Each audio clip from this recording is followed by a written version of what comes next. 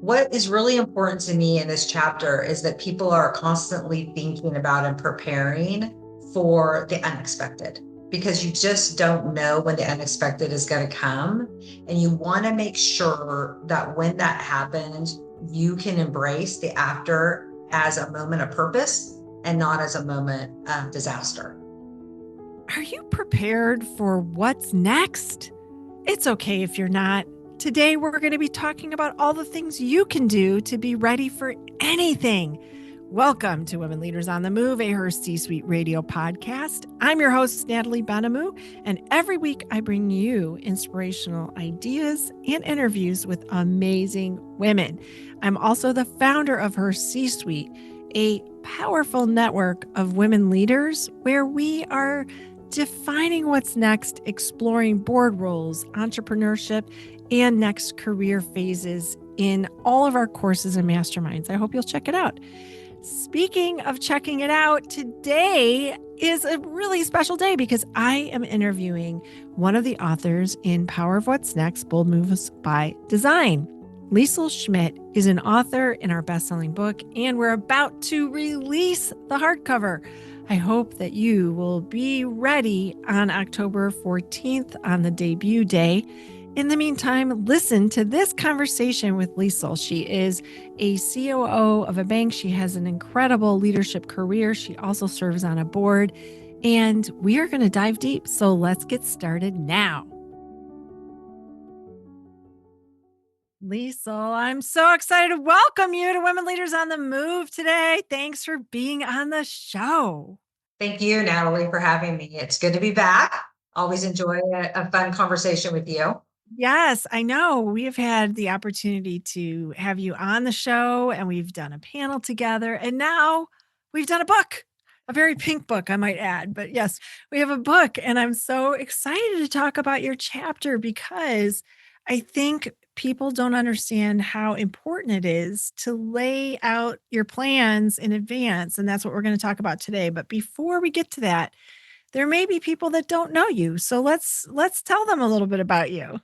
Sure. So thanks, Natalie, for having me, and thanks for challenging me and helping me to write a part of my first book. So I really appreciate that. And it was a great experience. So I am a 25 plus year accidental banker. I accidentally got into banking through, and in my chapter, I write a little bit about this through an experiment, looking for different ways that I could combine my ability to understand numbers and to see things on financial statements and paper that other people maybe struggle to see while working directly with people. I really enjoy that people interaction. And so banking in commercial banking, which is what I've spent most of my career doing, was the perfect career for me. And I'm continuing to do that at a community bank as a chief operations officer, having a lot of fun working with the local community and economy and making a difference there. And you're also on a board.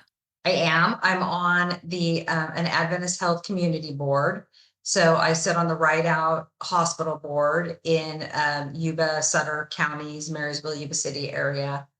And that's been a great experience as well. I have worked my entire career in a highly regulated industry, banking, and I now am on a board of a highly regulated industry, healthcare. There's a lot of similarities and a lot of the same challenges, and then they also have their own unique challenges as well. Healthcare is something that I encourage everybody to take the time to learn about and understand how the healthcare system really works, not just from a patient perspective, but from a financial perspective and from a doctor and a medical professional perspective. It's very interesting and well worth your time. And what I love about what you're sharing is the arc of this portfolio career. You're still full time, but you're on a board. You are also, looking to find a board seat, but you've translated your experience into something that isn't financial because you need to, because of where you work, there's regulations, there's guardrails around that too, I'm sure. So I think people need to think about, and that's what we're going to talk about, is like, how do you expand beyond a narrow space and be ready? And how do you translate that experience? What have you found that was really helpful for you? Yeah, I think it is very important to think about transferable skills, right? So, one of the things that we make a big mistake, or that I think a lot of people make the mistake of out throughout their career, is they get into one lane and then they don't think about how they can utilize those skills in different areas, different industries, different departments within their organization. So often we say, I'm a marketer and I'm going to market, or I'm a computer person, an IT person, and that's where I'm going to stay. And instead, we think about, okay, well, how can I take that expertise? How can I take my IT expertise over to marketing and either learn more about marketing or help to collaborate and integrate those two together? Because the better that we work together, the less silos that we have, the better that the organization is going to be, no matter how big or small it is. And also, the better that you as an individual can contribute when you're on a team or on a project, because you've had insight to other perspectives and other ways of doing things. So it's very important to do that. And I actually talk about that in my chapter of how, I encourage people to experiment, to find ways to go across the aisle, so to speak, and find ways to learn new things and look at things from a different perspective, because it is amazing what you learn when you take the time to listen, and then what you can bring to another table because you've taken the time to listen and learn. When you have a curious mindset, which is what you're talking about, and then being able to transfer that over is so powerful. If you are thinking about, many of the people that are listening are mid career to somewhere advanced in their careers, but they may be thinking, I really wish I did have a few more areas under my leadership umbrella, if you will. Where is a really good place to start? What did you find was helpful in terms of, was it internal, like volunteering for things, or was it telling your leadership, hey, I'd like to get into this other area? What did you find that was helpful? Well, I would come back to networking both inside and outside of your organization, to first learn how people see you in the organization. And that's a really important thing for people to do. Find leaders who will tell you the truth.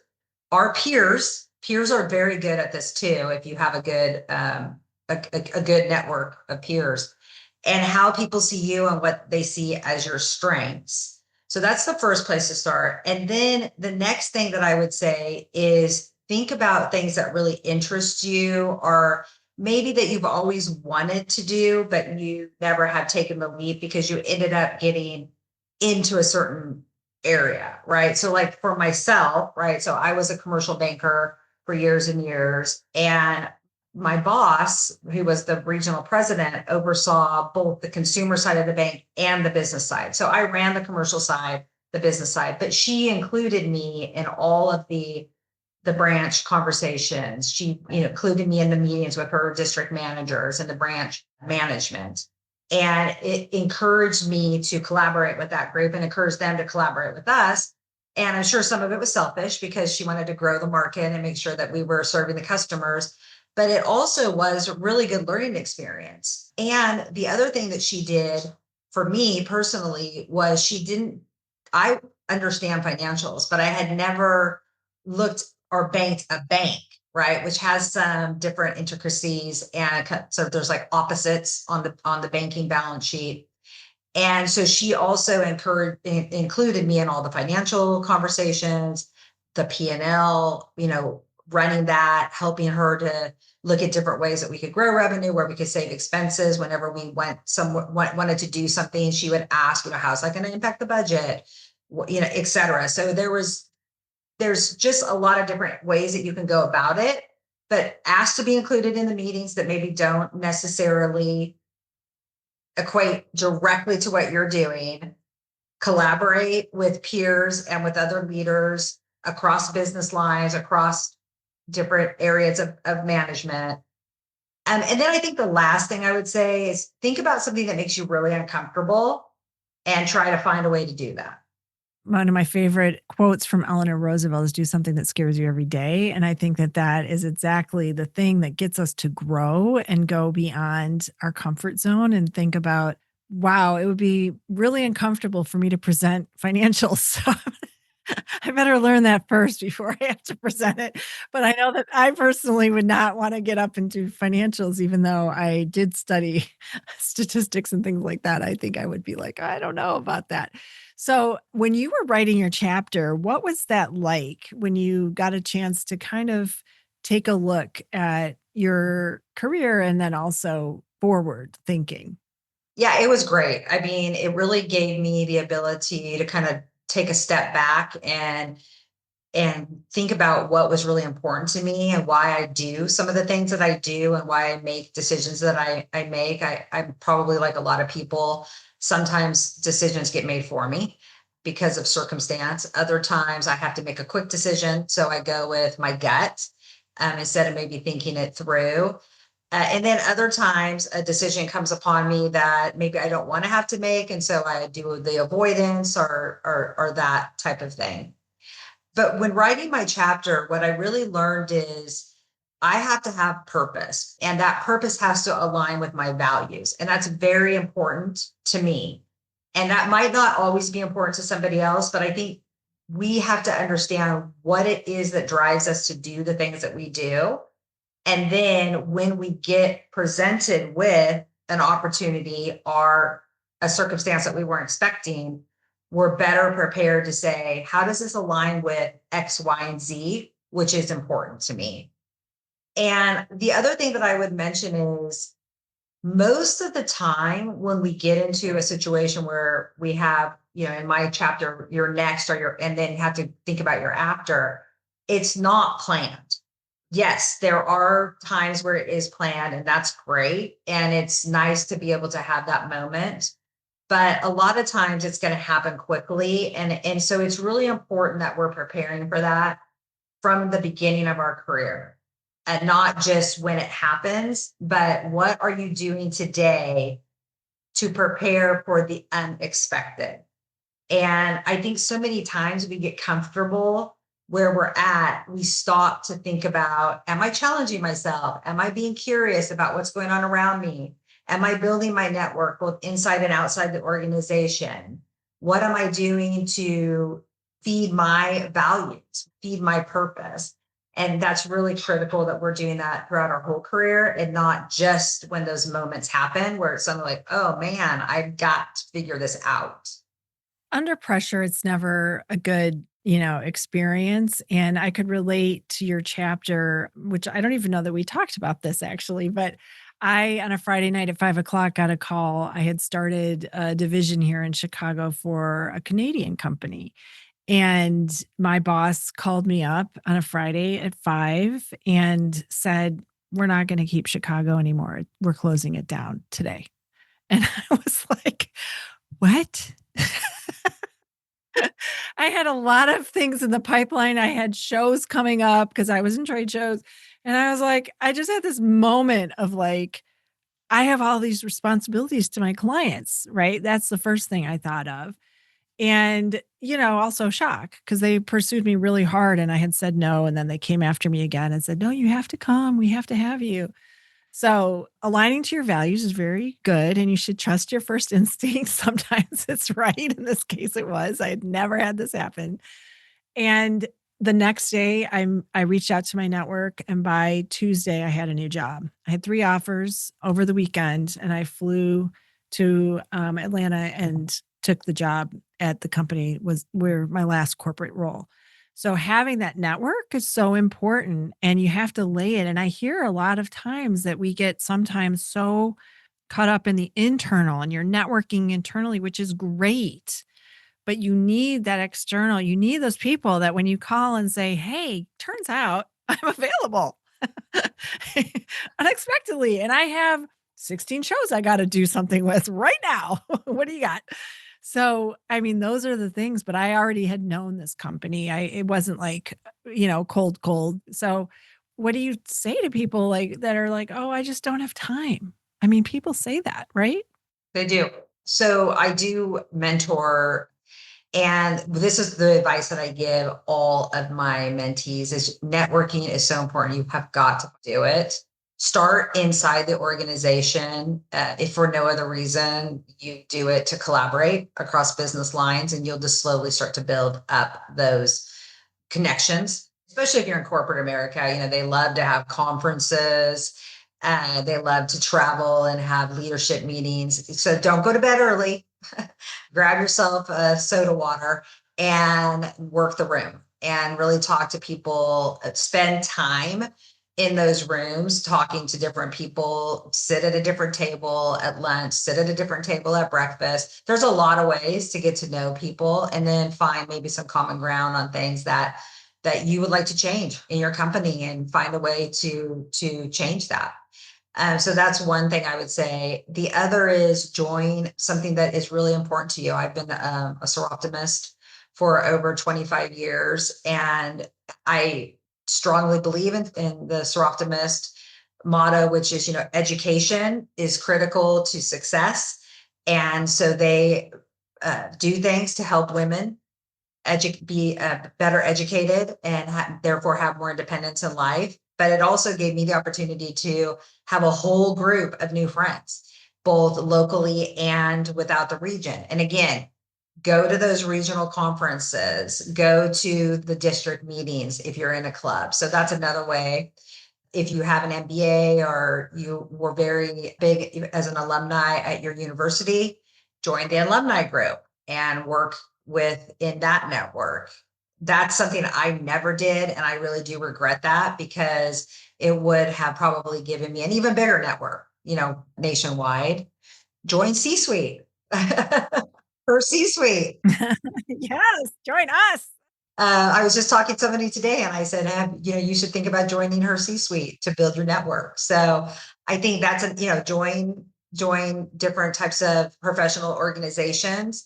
And again, they have to align with your values. Don't go just join something to join it. Join it and be a good participant, be a steward of whatever you join, but find ways that you can build your network both inside and outside your organization, and do it in a way that you want to go do it. It's not a forced thing. Yeah, and I would add, and I know because we did a program about executive sponsors, and you are one of the most amazing advocates in the room for people when they're not there. But you have to tell people what you're looking for, because they can't read your mind. And I think I hear it all the time. Well, they know I'm, XYZ and I can do these things. And actually, no, because people are really busy.